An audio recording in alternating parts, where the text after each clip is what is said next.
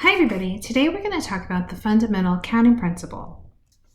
For simple experiments like flipping a coin or rolling a single die, we can easily write out all possible outcomes of an experiment to find the number of elements in our sample space. But writing out the sample space can become inefficient where there are multiple parts or tasks involved in an outcome. That's where the fundamental counting principle helps. It says that if you have to do several tasks and each task can be done in a certain number of ways, you can find the total number of possible outcomes by multiplying the number of choices for each task.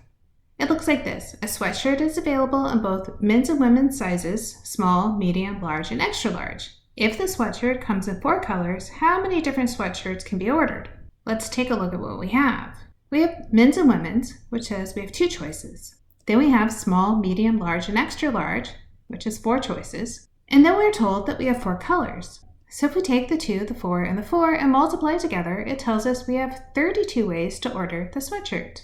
Let's take a look at making passwords. How many 4-digit passwords can be made using the numbers 1, 2, 3, 4, and 5? So we know we have 4 numbers to select.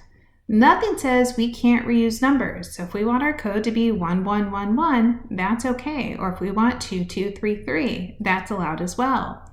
So what this tells us is that each of these numbers we choose has 5 choices. So we have 5 choices for the first number, second, and third and fourth.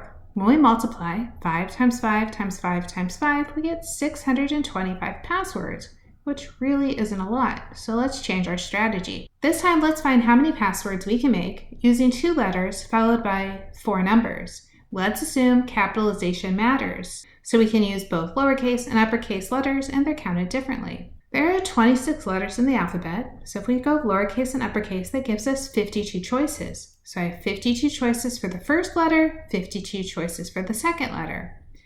Then when you think about numbers, remember that we're starting at 0. So if we count 0, 1, 2, 3, 4, 5, 6, 7, 8, 9, that's a total of 10 digits. So I have 10 choices for each of my numbers. If we do 52 times 52 times 10 times 10 times 10 times 10, that's a total of 27,040,000 choices.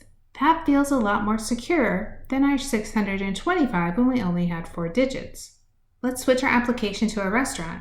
A restaurant offers a dinner special where customers pick 1 appetizer, an entree, a side, and a dessert for $30. If there are 4 appetizers, 6 entrees, 5 sides, and 3 dessert options, how many ways can the special be ordered?